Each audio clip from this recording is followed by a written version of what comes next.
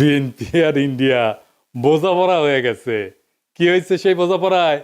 সেটা হইতেছে যতদিন আপা চট কইরে ঢুকে না যায় ততদিন পর্যন্ত বিএনপি ভারপ্রাপ্ত আওয়ামী লীগ হিসেবে কাজ করবি।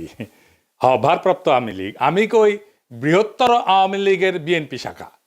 সেই জন্যে ইন্ডিয়ান মিডিয়া উইটা পড়ে লাগিয়েছে বিএনপিকে ক্ষমতায় নিয়ে আসতে।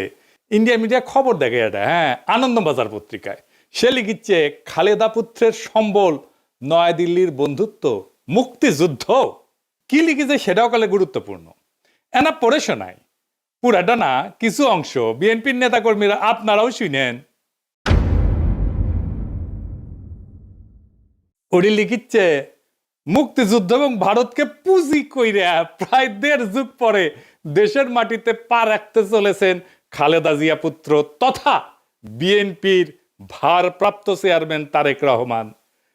নভেম্বরে সমাজ মাধ্যমে তারেক লিখেছিলেন এখনই দেশে ফেরার বিষয়ে সিদ্ধান্ত নেয়ার সুযোগ তার জন্য অবারিত এবং একক নিয়ন্ত্রণাধীন না। অনেকেরই প্রশ্ন, দিন 15-18 মধ্যে কি এমন হইল যে তিনি দেশে ফেরার ঘোষণা করলেন? বাস্তব হইল, মানে এখানে কইছে কেন দেশে ফেরার ঘোষণা করলেন, এটা কইছে এখানে বাস্তব হইল নয়াদিল্লির সমর্থন অনেকটাই নিশ্চিত করে ফেলেছেন বিএনপির ভারপ্রাপ্ত চেয়ারম্যান। বিদেশ মন্ত্রক সূত্রের খবর, বিদেশ মন্ত্রক মানে পররাষ্ট্র মন্ত্রণালয়, মানে ইন্ডিয়ার পররাষ্ট্র মন্ত্রণালয়, এটা কইছে বিএনপি ক্ষমতায় আসলে ভারত বাংলাদেশের মধ্যে যে চুক্তিগুলো আছে তাতে কোনো প্রভাব পড়বে না এবং বাংলাদেশের মাটিকে কোনো ভারত বিরোধী কাজে ব্যবহার করতে দেওয়া হবে না, এই মর্মে প্রতিশ্রুতি পাওয়া গিয়েছে তারেকের কাছ থেকে। কি মজা! ভারতের গোয়েন্দা সূত্রের বক্তব্য, ঢাকাকে পাশে পেতে নয়াদিল্লিরও দরকার বিএনপিকেই, কারণ কর্মকাণ্ড নিষিদ্ধ হয়, ভোটে লড়তে পারছে না আওয়ামী লীগ। তাই বাংলাদেশে কট্টরপন্থীদের বারবারন্ত আটকাইতে পারে একমাত্র বিএনপি। নির্বাচনের মাধ্যমে খালেদার দল ক্ষমতাসীন হইলে বাংলাদেশে ভারত বিরোধী তৎপরতায় রাশ টানা যাবে। তাই আওয়ামী লীগের সঙ্গে সখ্য থাকা সত্ত্বেও অবস্থা বুঝে ব্যবস্থা হিসেবে তারেকের পাশে থাকতে হচ্ছে নয়াদিল্লিকে। মাশাআল্লাহ! তাইলে তারেক রহমানের দেশে ফেরার সিদ্ধান্তটা ঝুইলা ছিল ইন্ডিয়ার সাথে বোঝাপড়ায়। আমি নিউজটা বাইর হওয়ার পরে কয়েকদিন দেরি করেছি এপিসোড করতে। আরে ক্ষীণা আশা ছিল যে বিএনপি হয়তো এই সংবাদের প্রতিবাদ জানাবে, জানাইছে, জানায় নাই। তার মানে প্রত্যেকটা শব্দ এই নিউজের সত্য। আর একটা ইন্টারভিউ দেখায় সুবীর নন্দীরা চেনেন তো, উই আসলে রয়ের স্পোক্সম্যান, মাউথপিস। রজা বলতে চায় বাংলাদেশ নিয়ে, তারাই দিয়ে বলায়। সে কি বলতেছে শুনেন। ভারত বাংলাদেশে কোন সরকার চাইবে? খুব সোজা উত্তর আমি তোমায় দিয়ে দিচ্ছি। Awami League is not in election, next best option is BNP, obviously not Jamaat. তারা অলরেডি 50 লাখ লোক নিয়ে জেহার টেয়াদের হুমকি দিচ্ছে। ফলে জামাত অবভিয়াসলি ইন্ডিয়া চাইবে না। অত অনেক কথা, ডিপ্লোম্যাটিক কথা বলে তো লাভ। কানেকশনটা হচ্ছে 71। আমরা একসাথে, আমার সৈন্য এবং মুক্তিযোদ্ধারা রক্ত ঝরিয়েছে, সেই সুবাদে Awami League. This is the historical fact. তো এই জায়গাতে হঠাৎ করে আজকে অন্য কিছু ডাইনামিক্স চলে আসবে, এটা তো আশা করাটাও ভুল। কিন্তু যে গভর্নমেন্ট আসবে তার সাথে ইন্ডিয়াকে তো ডিল করতে হবে। শুনেছেন তো? এইবার আরেকটা দেখেন। তারপরে বিএনপি ভারতের পক্ষে এখন যে মুহূর্তে যতগুলো রাজনৈতিক প্রতিষ্ঠান আছে তার মধ্যে বিএনপি সব থেকে বেশি প্রো ইন্ডিয়া স্ট্যান্ড নিতে শুরু করেছে এবং বাণিজ্যের জন্য সহায়তা করবে বলছে। এখন এই অবস্থায় বিএনপির সাথে জামাতদের ঝগড়া হয়ে গেছে এবং জামাতকে তারা অত আসন দিতে চাইছে না। ভারত জামাতকে এই মুহূর্তে চায় না যে জামাত ক্ষমতায় আসুক, বরং বিএনপি ক্ষমতায় এলে ভারতের নিয়ন্ত্রণ করতে সুবিধা হয়। দেখেছেন, কইতেছে বিএনপি সবচেয়ে প্রো ইন্ডিয়া স্ট্যান্ড নিতে শুরু করছে। ইন্ডিয়ানরাই কয় কি খুশি। এইটা তো গেল ইন্ডিয়ান মিডিয়ার কথা। দেশে আবার ইন্ডিয়ার 2টা মিডিয়া আছে না, পন্দের আলো আর দিল্লি স্টার। এদের ডাকিছে বিএনপি তারেক রহমানের স্বদেশ প্রত্যাবর্তনের বিষয়ে আলোচনা সবাই। হ্যাঁ, উনি পন্দের আলো যাবি না তা তো হয় না, তাই না? ওই যে কারণ আছে না, কারণ ওইটা গান আছে না, আলু আমার আলু ওগো আলুই ভুবন ভরা। ওরা যেটি দেখে সেটি আলু ছাড়া আর কিছু দেখে না। পুন্দের আলু আর প্রথম আলু। বাঙ্গু বাটপাটদের শিরোমণি মতিউর রহমান কি কইছে শুনেন।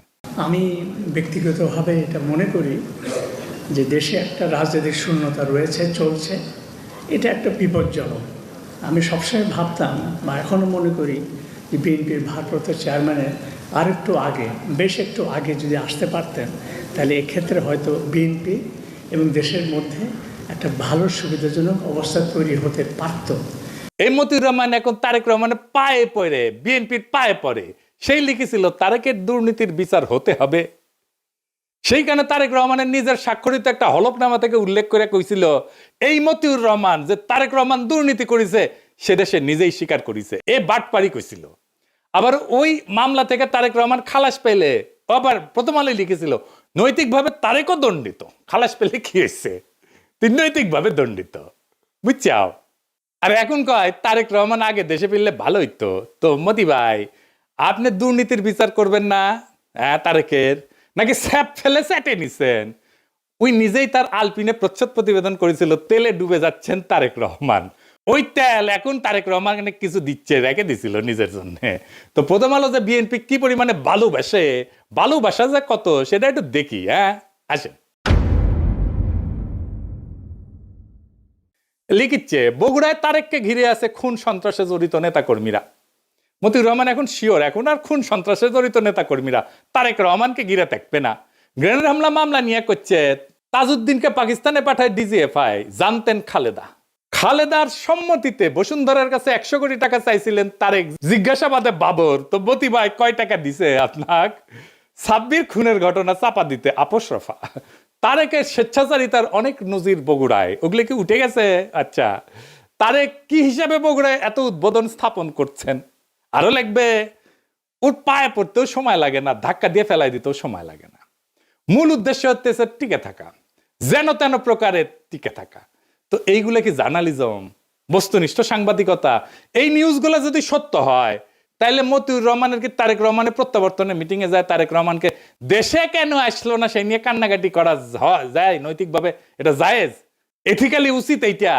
হাদি গুলি খাওয়ার পরে শিরোনাম করেছিল তফসিলের পরের দিন প্রার্থী গুলিবিদ্ধ। হাদির নামটা পর্যন্ত লেখে নাই। এতই ঘৃণা একজন মাদ্রাসা পড়ুয়া তরুণ প্রতিশ্রুতিশীল রাজনৈতিক নেতার প্রতি। এই যে প্রথম আলোর মজলুম ঘৃণা আর তেলা মাথায় তেল দেওয়া, এটা কি বার্তা দেয়? বার্তা দেয় এটাই যে আপনি শক্তের ভক্ত, নরমের জম। তাইলে তো আপনার সাথে গায়ের জোর দেখাবেই মানুষ, গায়ের জোরেই কথা কবে মানুষ। আরেক মাল আছে মাহফুজানন্দ প্রভুপাদ, সে কয় 53 বছরে নাকি সংবাদ মাধ্যমে আগুন দেওয়া হয়নি, ওই চান্দের দেশে আসিল। বাংলাদেশের 53 বছর বয়সে কোনো মিডিয়ার অফিস আগুন জ্বালানো হয় নাই। হ্যাঁ, 2013 সালের 12 ফেব্রুয়ারি দৈনিক নয়া দিগন্তের আরামবাগের কার্যালয় হামলা করে আগুন ধরায় দেওয়া হয়েছিল। তুই তো দমে দমে মিশা কথা কয়। ওই আগুনে পোড়ার পরে পত্রিকা বাইট করিছে, লিখিছে আনবাউড, মানে হইতেছে মাথা নত করে না। বাহ, প্রচুর সাহস।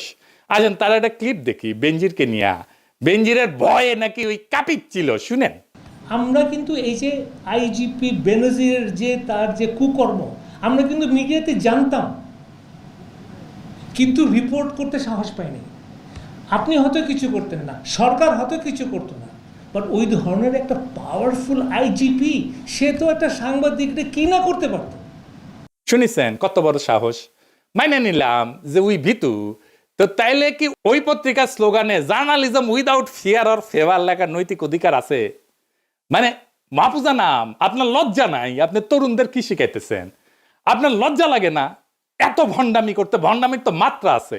আবার ক্রিটিক্যাল জার্নালিজম করার কথা কয়। ক্রিটিক্যাল জার্নালিজম বুঝে ডিজিএফ এর সাথে আন্ডারস্ট্যান্ডিং করে জার্নালিজম করেছে। এই যে তাসনিম কলিলি কয়ে দিছে, ডিজিএফ এর দেওয়া নিউজ ভেরিফাই না করে ছাপাইছে, আবার পরে স্বীকারও করেছে এটা তো ভুল ছিল। তুমি যদি আমাকে জিজ্ঞেস করো আমার সাংবাদিক জীবনে, এডিটরের জীবনে ওটা হচ্ছে একটা বিরাট ভুল। আমি ভুল করেছি।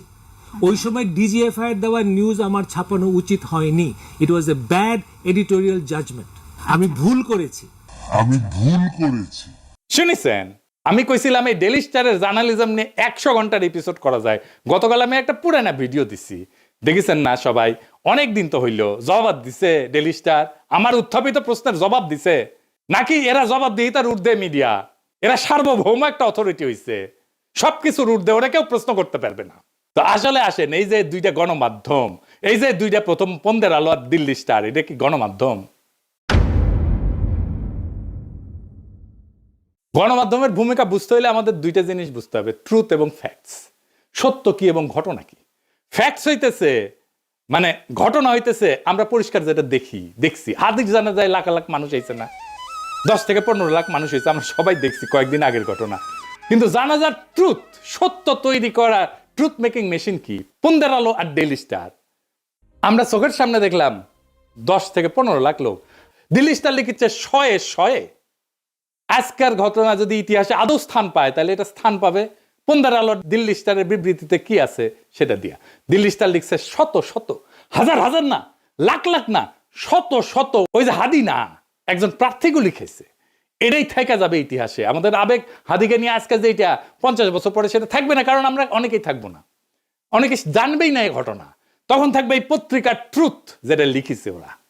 পুন্দের আলো আর দিল্লি স্টার কোনো মিডিয়া প্রতিষ্ঠান নাই, এগুলো হইতেছে জনগণের যে কর্মকাণ্ড, আমাদের যে পাবলিক রেকর্ড, এগুলোর কাস্টোডিয়ান। আমাদের দৈনিক, আমাদের যে বাস্তবতার উপাখ্যান, এইটা রচনা করে পুন্দের আলো আর দিল্লি স্টার। এটার একটা শক্তিশালী প্ল্যাটফর্ম। তাদের মতো করে যেইটা পুন্দের আলো আর ডেইলি স্টারের নিজের চিন্তার, নিজের জগতের বাইরে, সেটাকে সে বাদ দিয়া দেয়। হাদি নামি আসে না, প্রার্থী হইয়া যায়। শয়ে হয় মিলিয়নের বদলে। এইভাবে সত্য নির্মাণ করে এই মিডিয়াগুলা। সত্য কিন্তু কখনো নিরপেক্ষ না, সত্য সবসময় একটা মতাদর্শিক নির্মাণ। তাইলে পুন্দের আলো আর দিল্লি স্টার কার পক্ষে সত্য নির্মাণ করে, কার স্বার্থ রক্ষা করে, সবাই জানে, সব সুতিয়া জানে। এই প্রশ্নের উত্তর জানে না এরকম কেউ নাই, কিন্তু বলবে না। ও বলতে হইলে তখন এই লোকদেরকেই বলতে হয়। নিকা বসার আগে ইদ্যৎকাল বলে একটা জিনিস আছে, আপনারা ভালো জানেন। তাইলে এই পুন্দের আলো আর দিল্লি স্টারের ভাতার আওয়ামী লীগের সাথে বিচ্ছেদের পরের ইদ্যৎকাল শেষ হওয়ার আগেই বিএনপির সাথে কেন নিকা বসলো? কারণ এই দুইটা পত্রিকায় ফ্যাসিস্ট শক্তির সহযোগী ছিল। এদের বিচার হওয়া উচিত ছিল, গণ আদালতে বিচার হওয়া উচিত ছিল। কিন্তু এদের সম্পদ, এদের কন্ট্রোল, এটা গোপনে বিএনপির কাছে সম্পত্তি হস্তান্তর হবে। বিএনপি সব জায়গায়, সব মিডিয়াতে নিজেদের লোক বসাইছে। কালের কণ্ঠে কে সম্পাদক, বাংলাদেশ প্রতিদিনে কে সম্পাদক, 8 টিভিতে কে শেয়ার নিছে, 71 টিভিতে মালিকানা নিছে কে, সব বিএনপি। নাম কইলাম না আজকের। তারা ভাবিছে নিরাপত্তা দিবি বিএনপি। খারান আইসেনি, আমি না ঘোড়ায় আসবো, ঘোড়ায়। আপনাদের জন্য আসার আমার টাইম নাই। এডিটর সাহেব ঘোড়ার হাসিটা দেন। যাদের প্রোটেকশনের আশায় আছেন তাদের কয়টা ক্লিপ দেখাই। মির্জা আব্বাসরে দেখেন।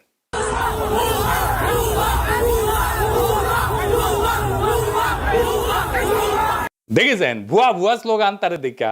এবার দেখেন হাদির জানাজায় সালাউদ্দিন সাহেব গেছে, তারে কি বলে পাবলিকে।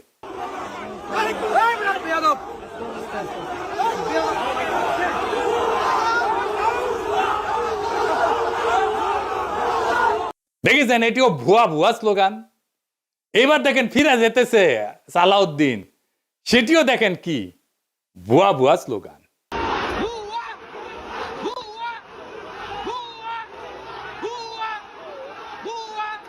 মির্জা ফখরুল চালাক মানুষ, জানাজার আগে কইছে আমি অসুস্থ, আমি যাবো না। সত্যি অসুস্থ কিনা আল্লাহ জানেন।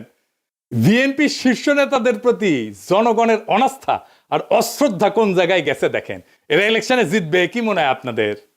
এই অন্তর্বর্তীকালীন সরকার গণমাধ্যমগুলোর ফ্যাসিস্ট ভূমিকা এবং তাদের নেতৃত্ব প্রদানকারী চরিত্রগুলোকে বিচারের আওতায় আনতে ব্যর্থ হয়েছে। শুধু ব্যর্থ হয় নাই, তাদেরকে আশ্রয় দিছে, প্রোটেকশন দিছে, তাদেরকে এম্পাওয়ার করছে। প্রফেসর ইউনূস ডেকে এদের সাথে বসে কথা বলে, সাক্ষাৎকার দেয়। এই কারণেই জনতা শাস্তি দেওয়ার কাজটা নিজেদের হাতে তুলে নিতে বাধ্য হয়েছে। হাদির জানাজা প্রমাণ করছে জুলাইয়ের আগুন নেভে নাই, বিপ্লবী ছাত্র জনতা ঘরে ফিরে যায় নাই। জুলাই বিপ্লবকে এই জন্য হয়েছিল যে এক ফ্যাসিস্ট শাসকের জায়গায় আর একটা ভারপ্রাপ্ত ফ্যাসিজম বসবে। আওয়ামী লীগের জায়গায় ভারপ্রাপ্ত আওয়ামী লীগ হয়ে বসবে বিএনপি, যার গ্যারান্টার হবে নয়াদিল্লি। সেই জন্য তো হয় নাই। কিন্তু বিএনপি কি করলো? তারা বিপ্লবের আগুনকে নেগোসিয়েশনের কয়লায় ফেলে দিল, ক্ষমতার কয়লায় ফেলে দিল। তারা ছাত্র জনতার রক্তকে জিও পলিটিক্যাল কারেন্সি বানালো। এইটাতে বিএনপি শেষ হয়ে যাবে। এই দেশের মানুষ একটা জিনিস সহ্য করতে পারে না, সেটা হইতেছে বেইমানি। বিএনপি জনতার সাথে, শহীদের রক্তের সাথে বেইমানি করছে, বিপ্লবের সাথে বেইমানি করছে। আওয়ামী লীগ ক্ষমতায় ছিল ইন্ডিয়ার জোরে, এখন বিএনপি ক্ষমতায় আসতে চায় ইন্ডিয়ার সাথে বোঝাপড়ায়। দুইটারই একই রোগ, শুধু উপসর্গ বদলাইছে। আর মানুষ সেটা বুঝে গেছে। হাদির জানাজায় প্রমাণ করছে জুলাইয়ের আগুন নেবে নাই, ছাত্র জনতা ঘরে ফিরে যায় নাই। ওরা কাউকে ম্যান্ডেট দেয় নাই, না ভারতকে, না বিএনপিকে, না মিডিয়ার সত্য বানানোর মেশিনকে। এই কারণেই কইতেছি বিএনপির পরাজয় আসবে ভোটের দিন না, পরাজয় শুরু হয়ে গেছে নৈতিক জায়গা থেকে। যেই দল বিপ্লবের সঙ্গে বিশ্বাসঘাতকতা করে সেই দল ক্ষমতায় যাবে না, গেলেও টিকে থাকতে পারবে না। ক্ষমতায় যাক বা না যাক, ইতিহাস তাকে ক্ষমা করবে না। জুলাই কোনো ইন্টারভেল না, জুলাই কোনো সিনেমা না, জুলাই কোনো পিকনিক না, জুলাই কোনো দর কষাকষির বিরতি না। জুলাই ছিল এবং থাকবে ভারতের সাথে বোঝাপড়া আর দেশি ফ্যাসিজম, দুইটার বিরুদ্ধেই জুলাই জিন্দা থাকবে। এই সত্য যতদিন থাকবে ততদিন বিএনপির এই বোঝাপড়াই তাদের সবচেয়ে বড় রাজনৈতিক আত্মঘাতী সিদ্ধান্ত হয়ে থাকবে। পরাজয় শুরু হয়েছে, ওই বিশ্বাসঘাতকতার দিন থেকে পরাজয় শুরু হয়েছে। জুলাই শেষ হয় নাই, জুলাই বিশ্বাসঘাতক কাউকে ক্ষমা করবে না। ইনকিলাব জিন্দাবাদ।